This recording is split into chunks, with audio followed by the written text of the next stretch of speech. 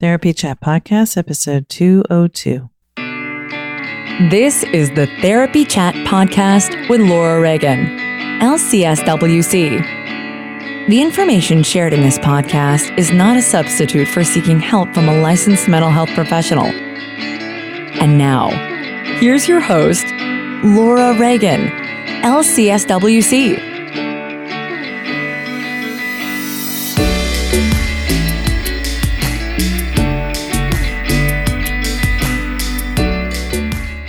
Today's episode is sponsored by Therapy Notes.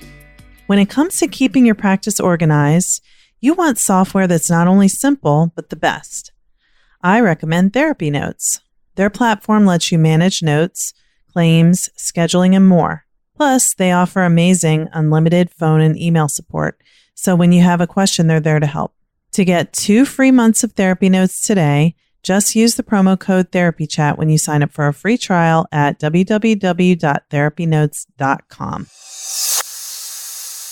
Hi, welcome back to Therapy Chat. I am so excited about this episode.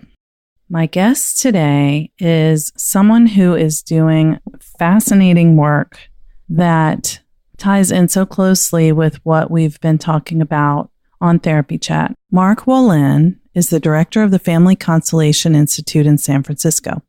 He's a leading expert in the field of inherited family trauma. His book, It Didn't Start With You, How Inherited Family Trauma Shapes Who We Are and How to End the Cycle, is the winner of the 2016 Nautilus Book Award in Psychology and has been translated into 17 languages. His articles have appeared in Psychology Today, Mind Body Green, MariaShriver.com, Elephant Journal, and Psych Central, and his poetry has been published in The New Yorker. I want to check that out. I wanted to talk with Mark about this concept of inherited family trauma. And when I picked up his book, I realized that the way he's talking about this feels very intuitive, but in other words, it resonates for me and it feels right. But he's also going to explain to us the science behind inherited family trauma. And he's going to talk about his own experience with it, how someone can tell if they've been suffering from inherited trauma, and how to learn to look for it, how someone who's suffering with inherited family trauma can heal, and what we can do to break the cycle. Hopefully we'll have time to cover all of that. And I can't wait to get started. So let's just dive right in. Therapy Chat Podcast wouldn't exist without the support of its listeners. If you'd like to become a member, please go to patreon.com/therapychat. By making a $1 per month donation, you can help Therapy Chat keep going over the long haul. Thank you for your support. Hi, welcome back to Therapy Chat. Today, I am so excited to be bringing you an interview with someone whose work I greatly admire. My guest today is Mark Wolynn. Mark, thanks so much for being on Therapy Chat today. Laura, thank you for having me. I'm happy to be here. I'm so happy too, and dying to talk to you about your book, It Didn't Start With You, How Inherited Family Trauma Shapes Who We Are and How to End the Cycle.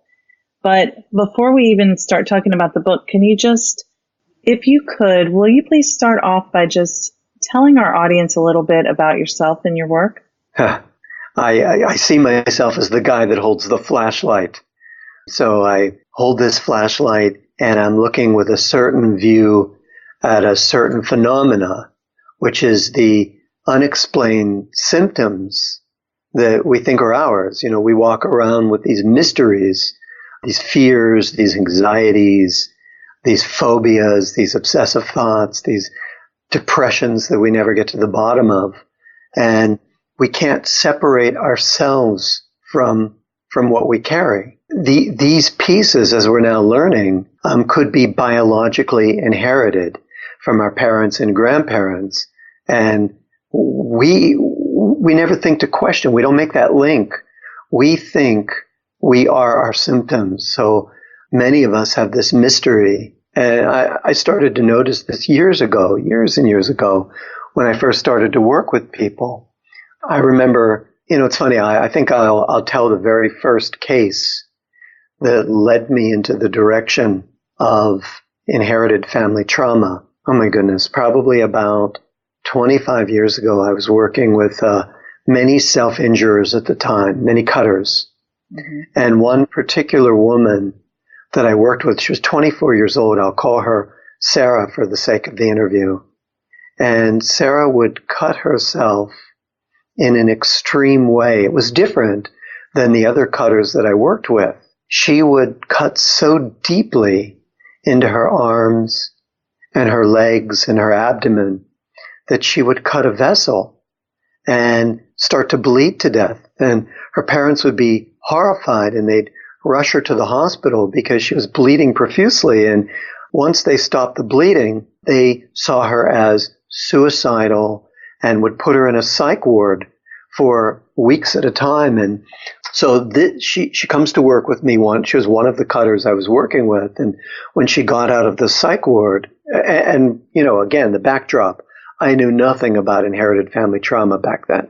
So the backdrop is, all I know is, why does Sarah cut in this deep way? Well, she got out of the psych ward and she's in the session, and I handed her a pen and I said to her, Sarah, pretend this pen is the knife that you used to cut yourself, and go ahead and place it to your body like you're about to cut. And right at that moment, tell me what your thoughts are, what that feeling is, what that sensation is, what that movement is. And she was placing the knife, or the pen, of course, at her arm. And the minute she held it on her arm, she had this, you could see the color in her face change. And I said, Sarah, right there, what's going on right there? And she said, I don't deserve to live. And here I was, Laura, working with a 24-year-old woman whose life had just begun. And I said, Sarah, what have you done? What did you do? Did you harm somebody? Did you take somebody's life? Did you cause an accident? Did you break up with somebody who took the life and took his or her life? And she said, no, nothing like that. And in that moment, we were both kind of flummoxed. Why did she feel that she deserved to die? What had she done which accompanied this cutting so deeply that it would almost make her die? So I visited the usual places I knew how to visit back then. I looked at the attachment with her mom, which was safe, secure, strong. She was able to take in her mother's love. She was able to soften in her mother's care. She was able to feel nurtured by her mom. The relationship was great. So I thought, okay, I'll look at the relationship with her dad. I'm examining her childhood, and nothing is there, Laura. She loves her dad. Her dad's great. They're big supporters of her. They encourage her. I had nowhere to go. So luckily, I asked this question. I said, so, Sarah, tell me about your grandparents. And boom, she dropped the bomb. It was amazing. She said, oh, okay, my father's mother, my grandmother, was an alcoholic. She was driving the car drunk, and she crashed into a pole, and my dad's father was in the passenger seat, and he went through the windshield and got cut, lacerated on the glass, and bled to death before the ambulance arrived. And in that moment, Laura, everything was right there. Yeah. When she cut herself, part of her unconscious was remembering the grandfather she never met, her father's father. He was 12 at the time, her dad, when his dad died. And part of her body, her cutting, the whole experience was bleeding out as though to die like him, which didn't make any sense at that moment. And then it also made sense who felt that she deserved to die. Well, the grandmother. The grandmother felt she deserved to die for taking a life, but even taking the life of her beloved. So I had Sarah close her eyes and visualize that she was having a conversation.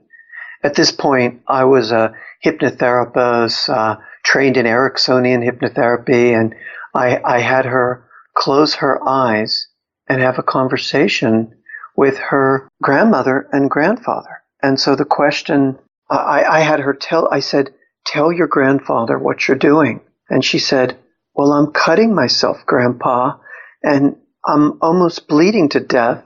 And then I had her add the words, the way you bled to death. And she said, yeah, the way you bled to death. And then I said, how's he responding? What's he doing in your mind's eye? And she said, he doesn't want me to do this. He's telling me that he's there to support me and to breathe out this cutting feeling.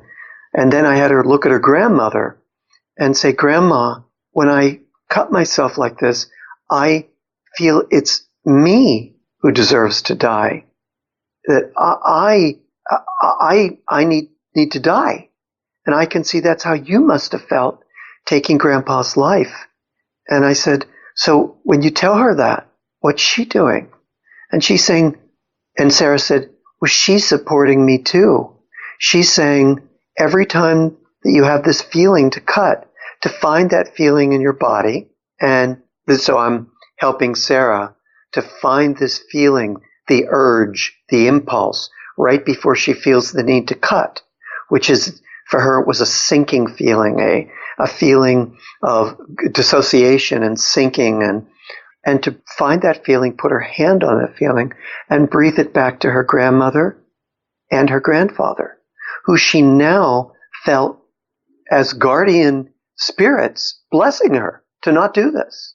So in other words, where there was no resource, now there was this massive resource of the grandparents supporting her and helping her breathe this feeling out. Well, the end of the story was she never cut again.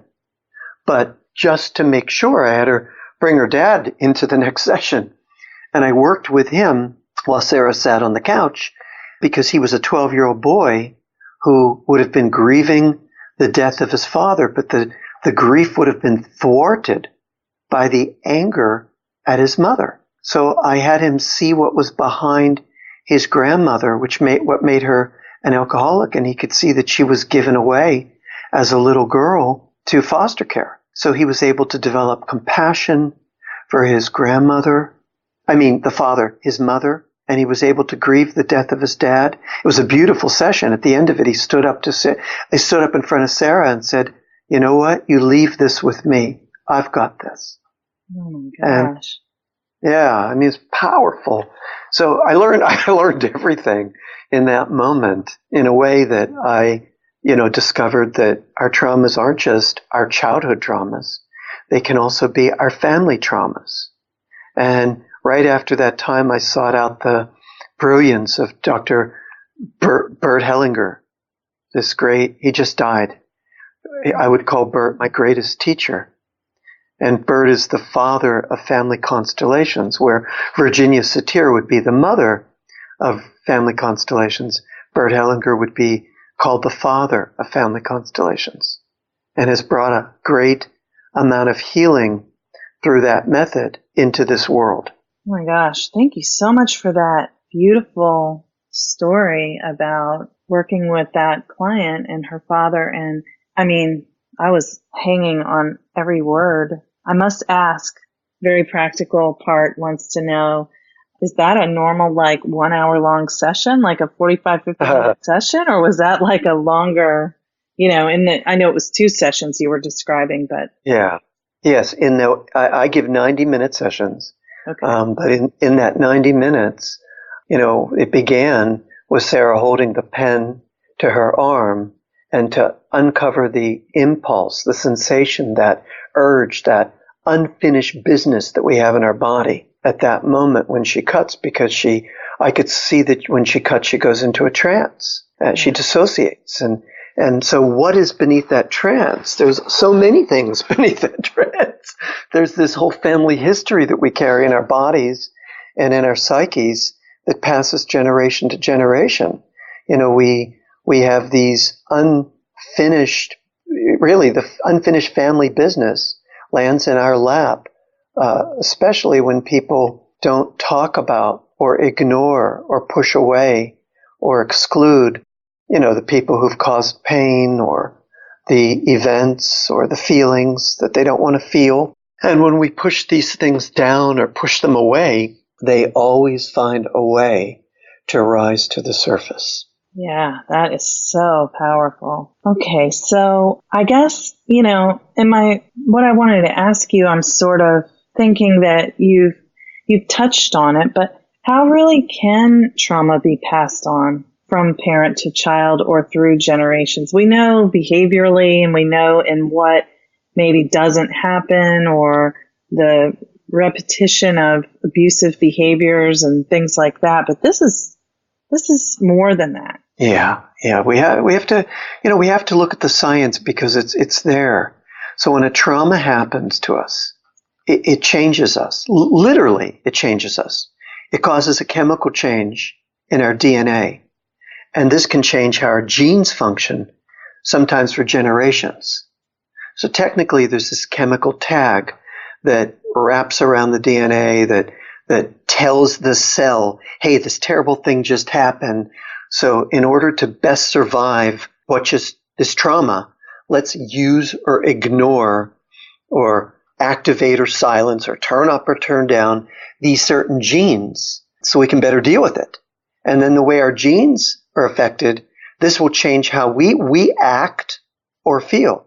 For example, we can become sensitive or reactive to situations that are similar to the original trauma, even if that original trauma happened in a past generation. So we have a better chance of surviving it in this generation. I'll give you an example. If our parents or grandparents, let's say our grandparents came from a war-torn country, they would pass forward a skill set, sharper reflexes, quicker reaction times, reactions to the violence to help us survive the trauma that they experienced. But the problem is we could also inherit a stress response, which is what we do inherit, with the dials set to 10. And here we are prepared. We don't have the war going on, but we're prepared for that war in our bodies. We're prepared for a catastrophe that never arrives. And then we don't make the link that our anxiety, our hypervigilance, our depression could be connected to our parents and our grandparents. We just think we're wired this way. So some of this trauma is generational trauma, and some of this trauma is our trauma. For example, we could have a break in the attachment with our mom, and our brain, body, mind tightens in a way to deal with that trauma, and we go into hyper reactivity, hypervigilance, hyper-arousal, hypo-arousal, fight, flight, or freeze, however we want to call it, to deal with this trauma, either generational or early. And then that is what we find ourselves working with, this hyperactive amygdala, this limbic brain that is maybe twice the size, twice its normal size. And here we are trying to tame this beast that we don't even think about.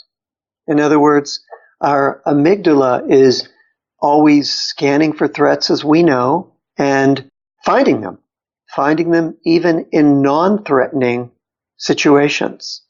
So the person from the war with the grandparents who experience war, 2 generations later, we might have this response to men or people in uniforms, maybe even police officers, or people lined up, as though there's a memory of people lined up in a square, or loud noises like bombs and bullets and whatnot can become a triggering event in our family history and then in our lives, if that makes sense.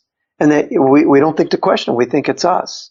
Yeah, so interesting, because if we don't know, so, sort of like my trajectory in understanding myself, at first it's like, oh, I think this, and then I feel this, and it's like that kind of top level.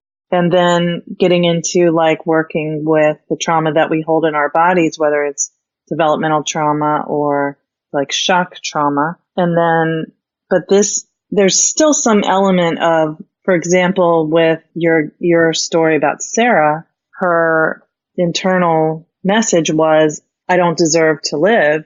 And then where did she get that? Where does she get a sentence like that? That's not her sentence. Where does that come from? And if you don't have some kind of story about your family to understand where that comes from. So she did know about her grandparents, but oftentimes, especially if we're maybe closer to the generation where this occurred and no one talks about it at all, it's hard to get the information. Yeah, but that information exists nonetheless.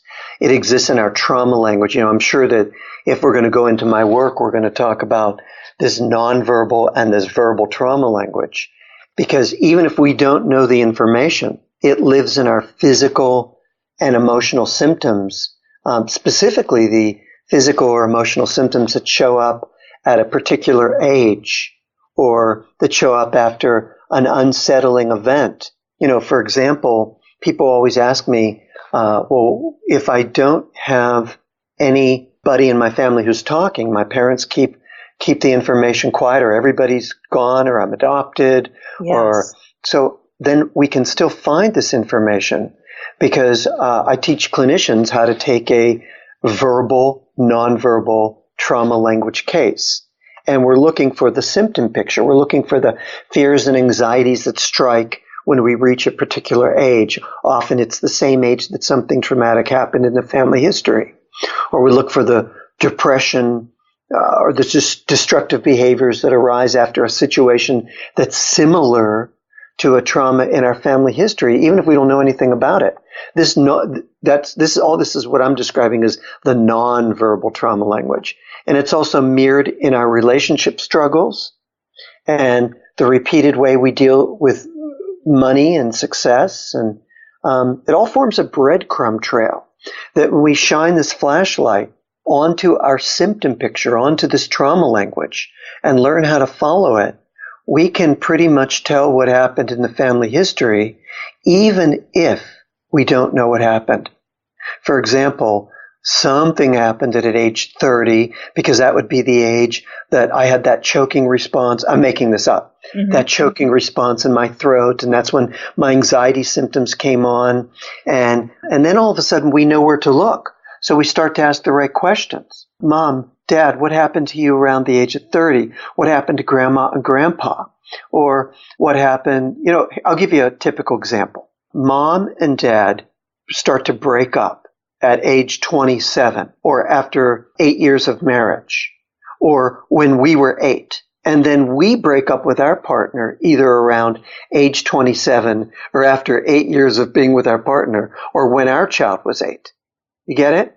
Yeah. And we don't make the link that we're following a blueprint. And often we're following this blueprint, which is why I wrote the book, to also shine a flashlight on these blueprints that we carry. I once worked with this woman, and oh man, I don't know where to start. Let's talk about these signs of inherited trauma. So sure. Yes, it's true. We can be born, Laura, with an anxiety or depression, from birth. And that's often true.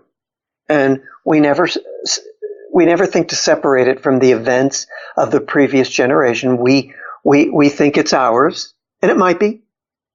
But we can also experience, like I was saying, a fear or some symptom that strikes us suddenly or unexpectedly as soon as we, experience a milestone or an event or hit a certain age. There's a couple triggers. For example, as soon as we get married, that's one trigger. In the book, I talk about this woman who loved this guy and wanted to marry him. But the moment she marries him, she feels trapped. But she loves him. But she feels incredibly trapped. And as soon as we started looking at the trigger of being married, we looked in her family history and we saw that she was from an Arab country, and we found that both of her grandmothers were given away as child brides at age 9 and 12 to much older men. And they were, in fact, trapped. They lived their lives trapped with these much older guys. And, it was funny. She had 2 sisters, and the traumas expressed differently in both of her sisters. The one sister married a man who was 30 years older, like the grandmothers. And the other sister refused to ever get married at all because she didn't even want to deal with it. So getting married, that's one of the triggers. Another trigger is we move to a new place. And then, we have anxiety or depression, and we're never connecting it to, maybe we're connected to our ancestors that were persecuted and were forced out of their homeland. And our trigger is we move to a new place.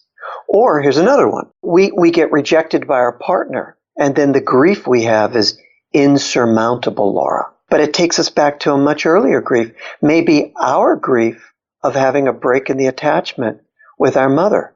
That one would not be generational. That would be early trauma, but still that's the trigger. Mm-hmm. We get rejected by a partner. And you and I know as trauma therapists that what happens is that takes us back to, okay, when was the first time, et cetera, et cetera. Or we go to have a child, and it's as though there's this ancestral alarm clock that starts ringing in our body. I once worked with this woman. She was consumed with anxiety, but she didn't know why. And when we got into the session and we started to shine the flashlight and break it down, we could see that it happened as soon as she became pregnant. And I said, so what is it about being pregnant? And she said, I'll harm my baby. And then we could find the root of this anxiety was that she had this terrible fear of harming her baby. And I asked her, I said, had you ever harmed a baby? And she said, no. And I said, has anyone in your family ever harmed a baby? And she was about to say no, Laura. She was about to say no. And then she goes, oh, wait a minute. And then she said, my grandmother, as a young woman, she had a baby. But she lit a candle, and it caught the curtains on fire. And then the house caught on fire, and she couldn't get the baby out. The baby died. And then she said, but we were never allowed to talk about it. And in that moment, Laura, she made the link that she had inherited the terror from her grandmother. She never harmed a baby, yet as soon as she got pregnant, was terrified that she, my client, would harm the baby. And after that, we could break the pattern. So the trauma language that she inherited was, I'll harm my baby. Just like the trauma language that Sarah inherited was, I won't deserve to live. I don't deserve to live. You get it? Yeah. So there's this trauma language, both verbal and nonverbal, that we inherited and that we can inherit it. And, why is this? We know from our trauma theory that when a traumatic event happens, significant information bypasses the frontal lobes. So the experience of exactly what happened to us, it can't be named or ordered through language or words, because our language centers become compromised and the hippocampus becomes compromised, and we either remember too much or too little. So without language, these experiences, they get stored as fragments, as we know, trauma fragments, fragments of memory, fragments of body sensation, fragments of images, fragments of emotion. It's like the mind disperses and essential elements get separated from themselves. We kind of lose the story. But what remains are the sensations and the emotions. But we never complete the healing. It's like the mind gets disorganized, and it can remain disorganized, can remain lost for generations. Yet the pieces aren't lost, I've discovered. They've just been rerouted. They've been submerged. So the job of the therapist, the trauma therapist, the job of you and me is to gather this language, the pieces of the puzzle, the story fragments, and help our clients link it together, connect the dots for the clients. In a sense, we become their hippocampus. I say this in the book. The therapist becomes the family hippocampus, holding the larger consciousness and gathering the pieces together so we can help the client bring together what's been lost, or help the client separate out what doesn't belong to the client, or help the client integrate what needs to be integrated. Does that make sense? Yeah, that's amazing and just fascinating. So, what you call it in the book, this special trauma language, is core language. Yes. So this core language. Core language is all. I have these 4 tools in the book that I teach clinicians, and I also teach non-clinicians. So I wrote the book with 2 hats on. I wrote it as a manual for my students, and I also wrote it as an airport book for just the person who knows nothing, who can say, why am I suffering with symptoms I can't explain? So one of the things I talk about are these 4 tools to help the reader come up with her core complaint or his core complaint, the core sentence, the core descriptors, the way they describe parents and partners and themselves, and then the core trauma, which is doing the traumagram in the family and leading back to where this began, whether it's a trauma in attachment or a trauma in the family history. So I teach the reader how to become a detective, if you will, whether it's a therapist or a non-therapist. I teach the reader to become a detective of this trauma language and to uncover his or her own trauma language, see where it leads. And then the last third of the book is about, so what do we do once we know what we're working with? I teach how we heal. And surely we can go into that at some point in this talk today. But, I just want to make sure you don't have any questions at this point, where I've been going and what's coming up. I feel like I'm right with you, and I would love for you to talk about how someone suffering from inherited family trauma can heal. I think that would be a great way to kind of close out our interview. And I also want to be sure that people know, and we'll talk about this at the end, but where they can get more information, especially clinicians who want to learn how to use your work. Okay. Yeah, my pleasure. So, I guess the bad news is we all have something, right? Mm-hmm. We're all kind of in the same boat. But the good news is the boat's not sinking. It really isn't. There's so much good news coming out now. The researchers, particularly with these epigenetic mechanisms like small non-coding RNAs and DNA methylation. I didn't get a chance to talk about that, but we really don't need to, because the researchers are now able to reverse trauma symptoms in mice. And the reason we use mice is because mice and humans share 92, 93% of a similar genetic makeup, which means over 90% of the genes in humans are similar to the genes in mice, with over 80% are identical, and plus you can get a generation in 12 to 20 weeks in mice, which in humans it takes 12 to 20 years to get a generation. So we're a little slowed down by the study in humans, but we can cause adversity to mice, which I talk about in the book. I list all those studies, and then we can see the effects can be observed for 3 generations, particularly changes in DNA methylation.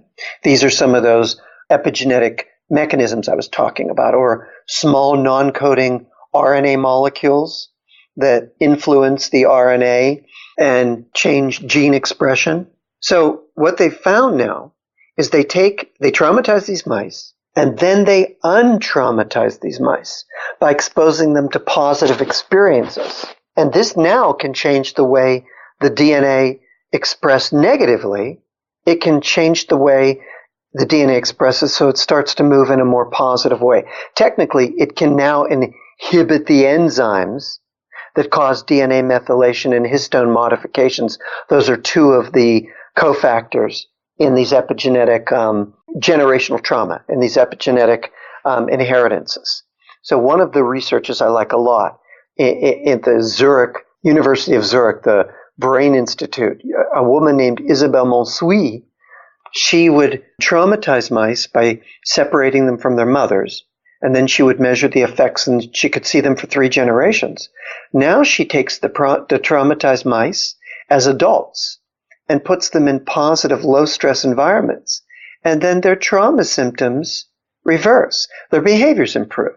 There's changes in the DNA methylation, and this prevents the symptoms from being transmitted to the next generation. In other words, the sperm loses that signature, that epigenetic signature that passes to future generations. So to put it in a nutshell, how the mice heal and how we heal are positive experiences. We've got to have new experiences that can change our brain that we practice. So these positive experiences, these new experiences, have to be powerful enough to override the stress response that keeps us stuck in suffering. For example, we might adopt a practice like Sarah did, of feeling Grandpa and Grandma blessing her. And, that was profound for her.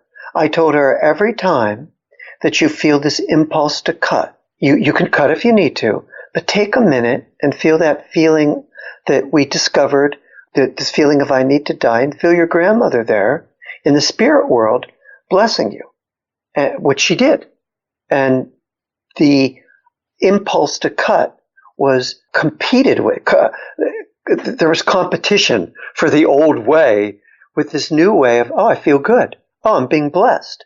In other words, we need to practice the new feelings and new sensations that are associated with a positive experience.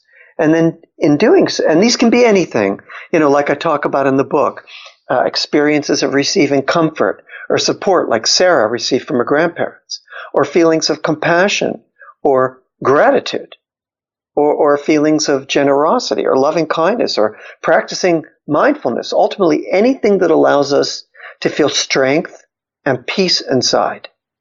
Because these experiences feed the prefrontal cortex. Specifically, what they do is when we have one of these experiences and practice it, it pulls attention away from the midbrain, the limbic brain, the amygdala, and brings engagement to the forebrain, specifically the prefrontal cortex, where we can integrate these new experiences and our brains can change.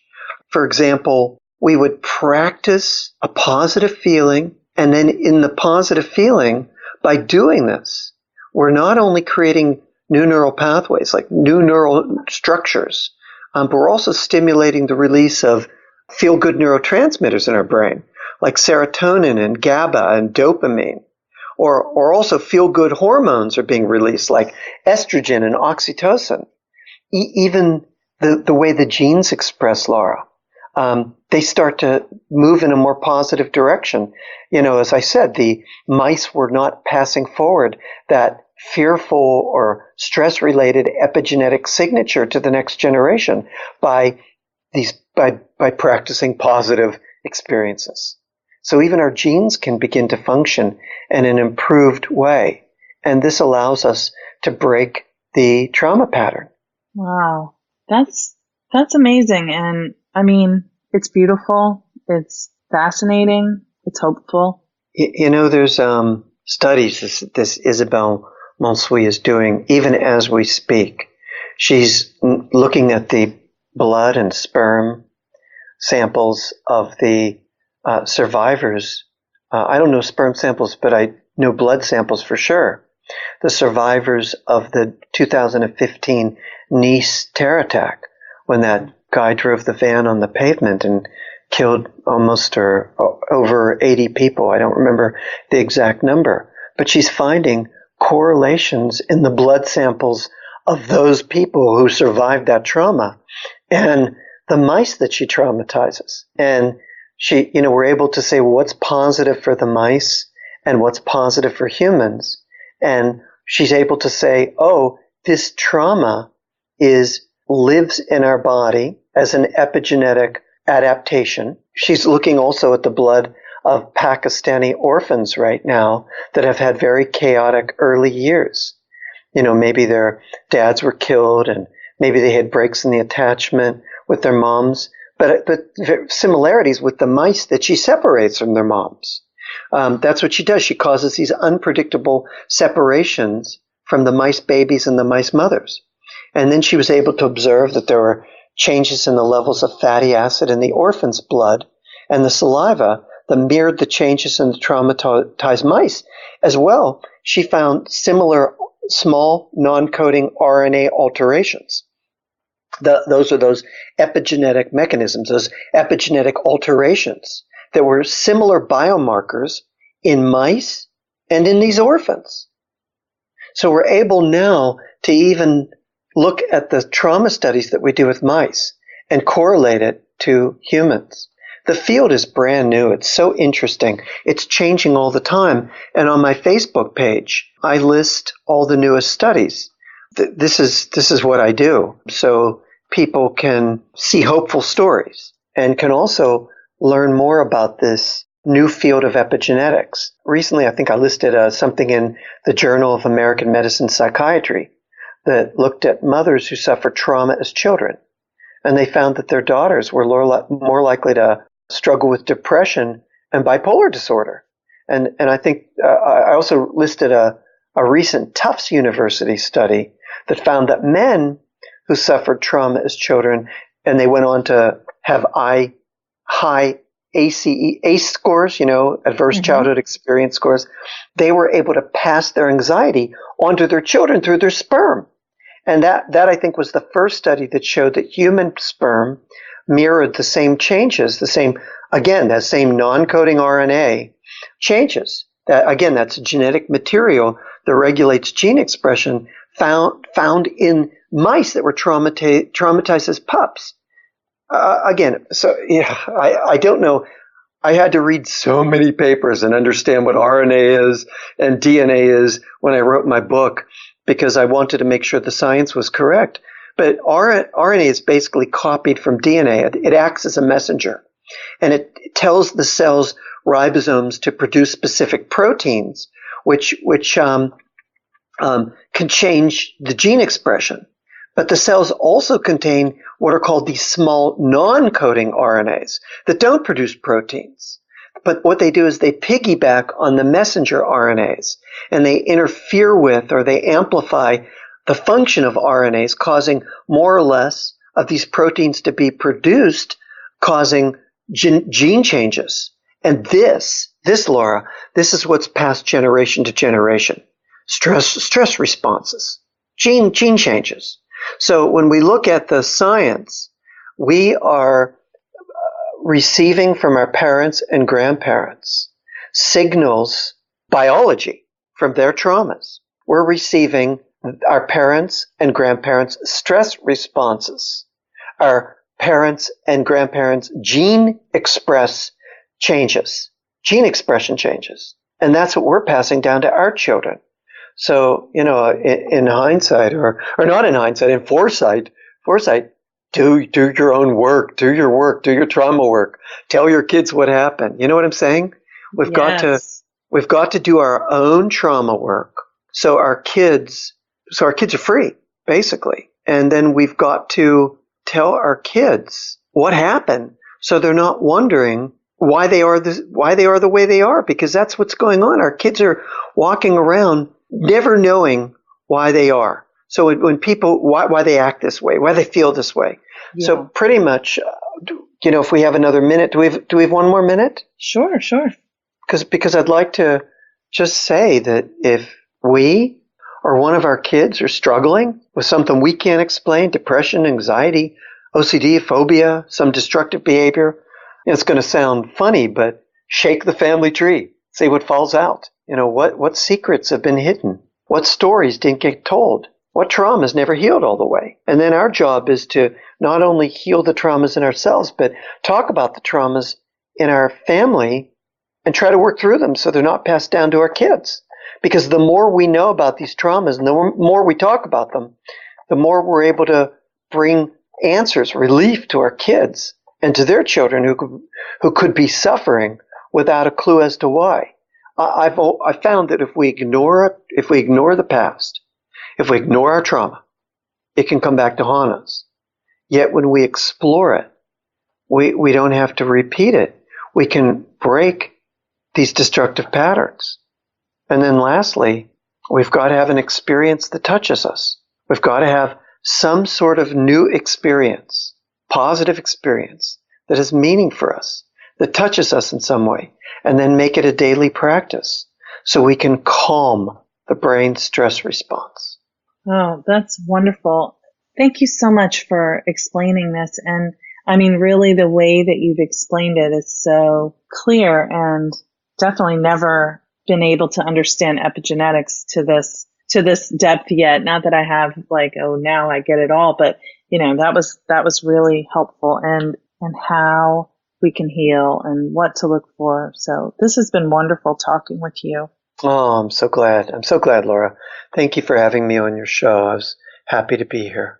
You're so welcome. And just where will people find, if someone is a clinician and they want to be trained in family constellation work, where can they find that? So I do trainings, and they're on my website, markwolynn.com. That's WOLYNN.com. I actually have a training coming up in the Bay Area, in Mill Valley, November 8th, 9th, and 10th, which would be a good one for clinicians to come to, and there are still a few spots left. I also have one coming up in Sydney, Australia, and Copenhagen, things like that. Thank you for having me on the show. And also, you told me before we started the show that your clinicians, that a lot of the people who read, who are part of your listenership, are very savvy. A lot of trauma therapists and people interested in trauma, they might be able to get just what they need from reading the book. I lay it all out in the book. Wonderful. And it's an amazing book. And can they get the book on your website as well?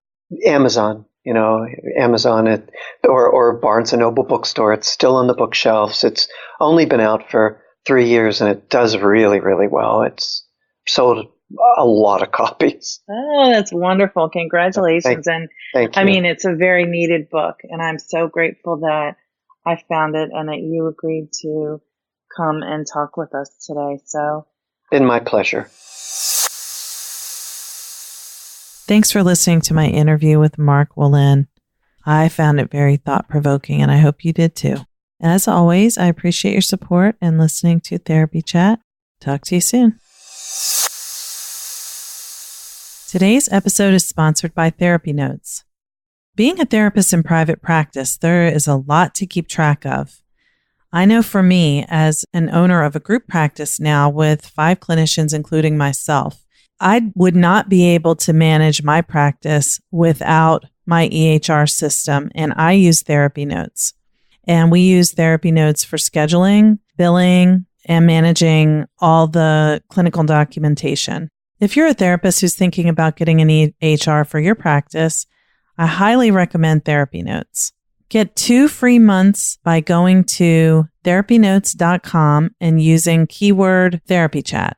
That's therapynotes.com and use the promo code Therapy Chat. Just another reminder that if you'd like to become a member of Therapy Chat, supporting the podcast while receiving fun member perks and being able to communicate with me one-on-one, go to patreon.com/therapychat. If every subscriber donated just $1 per month, Therapy Chat would be able to keep going strong indefinitely. Thanks so much for your support. Thank you for listening to Therapy Chat with your host, Laura Reagan, LCSWC. For more information, please visit therapychatpodcast.com.